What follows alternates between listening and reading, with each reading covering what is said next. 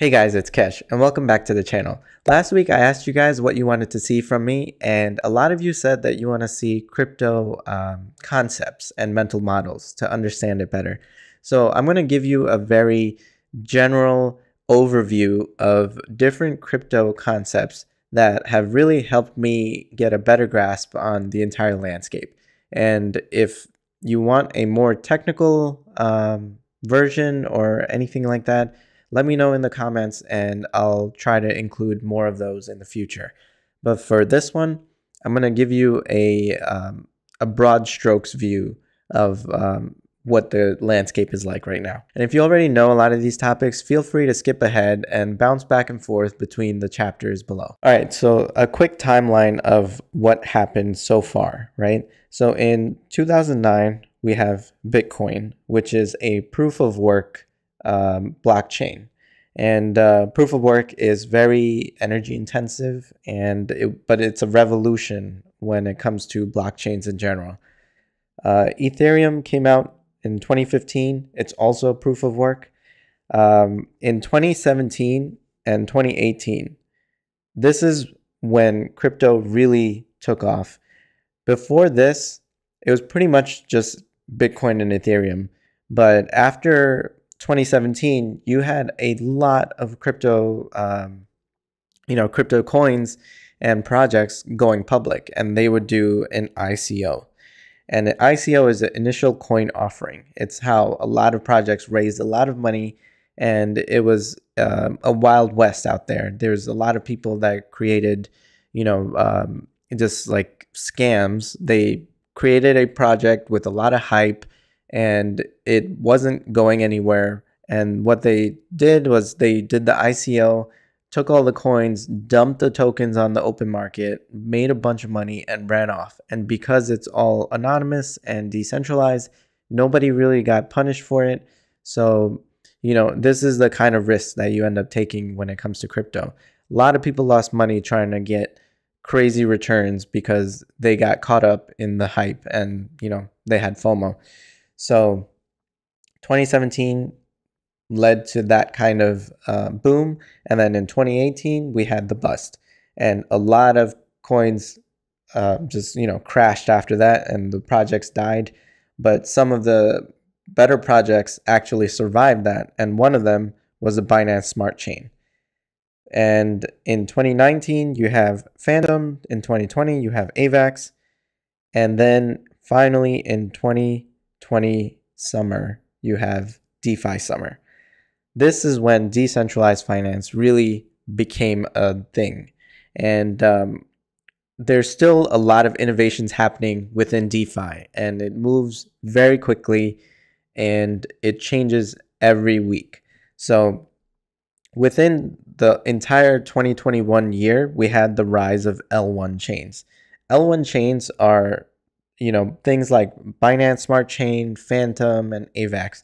The reason that they became very popular is because the Ethereum blockchain got very congested and it became really expensive to use. So a lot of people started going over to these other chains that were compatible with Ethereum and had much lower gas fees.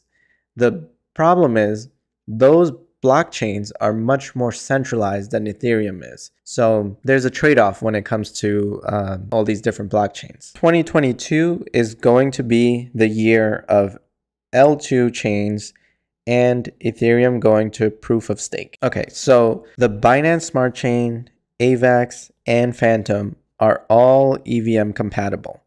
Now, what does that mean? EVM means Ethereum Virtual Machine, and Ethereum Virtual Machine is like having a data center across the entire world, and there's no restrictions on who can join to become part of the network. So what does that mean practically? It means that if you create an app and launch that on the Ethereum blockchain or any EVM compatible blockchain, it will become global and decentralized. But it's not true for all the blockchains because each blockchain makes its own trade-offs, right? So the Binance Smart Chain is pretty centralized. Even AVAX and Phantom, they're somewhat decentralized, but some would argue not decentralized enough. Ethereum is probably the most decentralized, which means it's the most censorship resistant and it's the hardest to take down. So what can we do with EVM compatible blockchains, right? So if you have a token on the Ethereum blockchain, you can bridge it over to the Binance Smart Chain, or to the AVAX Smart Chain, or to the Phantom blockchain. We'll get more into this in a second. The main theme for 2022 is the rise of L2 blockchains. So there's two types of L2 blockchains. There's optimistic rollups and there's zero knowledge proofs, or ZK rollups. This is essentially how they work. So you have, let's say, a bunch of transactions, right? They all get compressed and rolled up into the L2 blockchain, right? They all get rolled up into the block. And then the transactions plus a proof gets sent to the Ethereum blockchain. And when you compress it this way, a lot of the gas cost gets cut into like a fraction of what it's worth, right? Because you're not directly buying the space on the Ethereum blockchain. You're using the L2 blockchain. So the best way to think about this is when you swipe a credit card, right? Your credit card transaction looks like it's done instantly, but it takes a few days for those payments to settle, right? Those transactions are not finalized the second you swipe your card. They stay pending until a few days later. What's happening in the background there is that the credit card companies are processing all those thousands and millions of transactions per day and seeing at the end of the day, what do they owe to which bank? And then they process those transactions and send them all as one payment. And this happens within banks too. So if you're transferring, thousands and millions of people are using banks to transfer money to each other.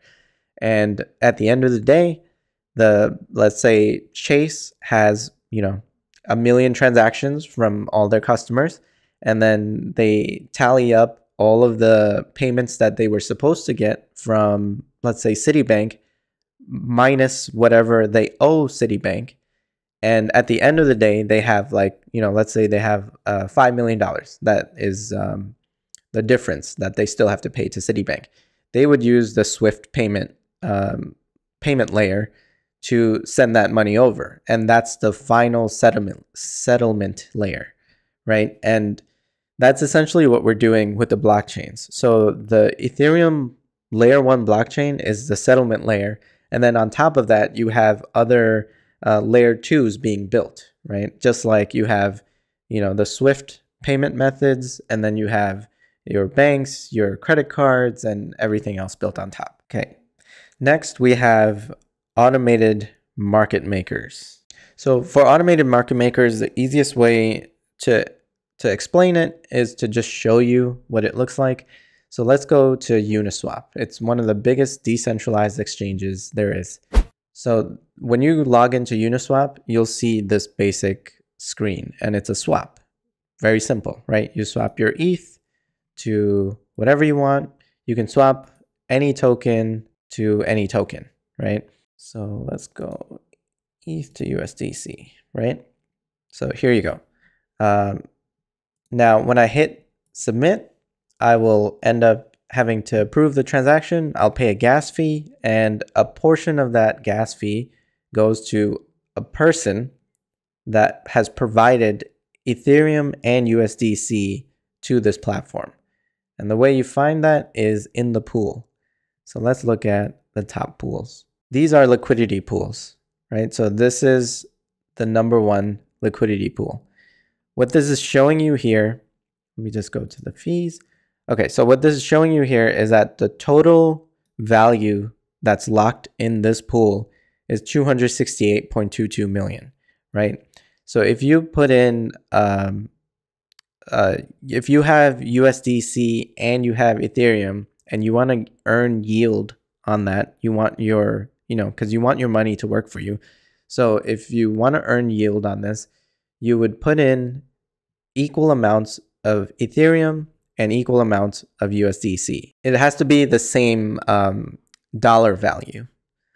So let's say you own 1% of this TVL, right? If you own 1% of this entire pool, you will get 1% of these fees. And these fees are pretty significant, right? And this is all the people that are swapping back and forth from Ethereum to USDC and USDC to Ethereum.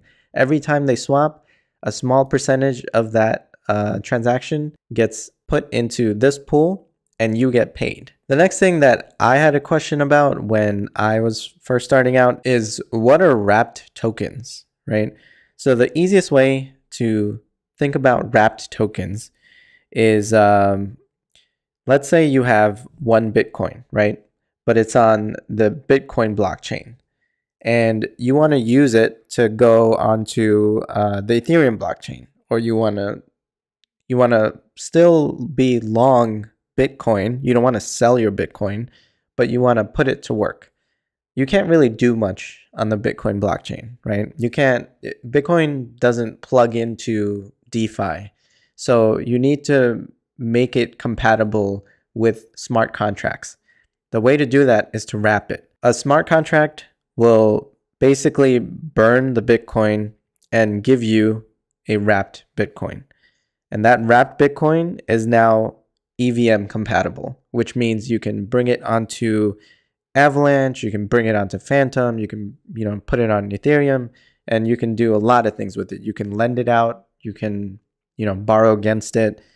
So the thing that you have to keep in mind is that with wrapped coins, right, it's always pegged 1-to-1. So a Bitcoin that's worth 50K is going to be the same as a wrapped Bitcoin. Okay, so the next thing is, let's say you want to buy Phantom, right? But you don't have a centralized exchange that sells Phantom. So how do you get it?